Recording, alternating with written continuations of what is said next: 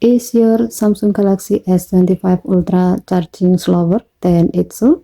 Let me show you how to enable fast charging. This setting also applies for super fast charging if you are using a compatible charger. First, open setting. Swipe down from the top right corner of the screen to open up the quick settings panel. And then tap setting icon. Scroll down the screen to find battery. Tap battery. Scroll down the screen. Tap charging setting. And then make sure to turn on fast charging. Now let's try it together. We will try with the regular charger first.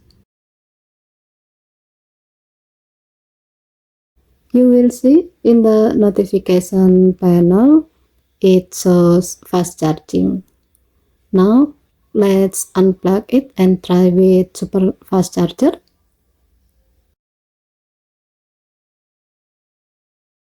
This time it shows super fast charging.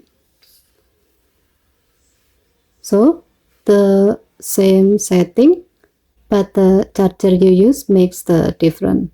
If you want faster charging, always make sure this option is on and use the right charger for your device.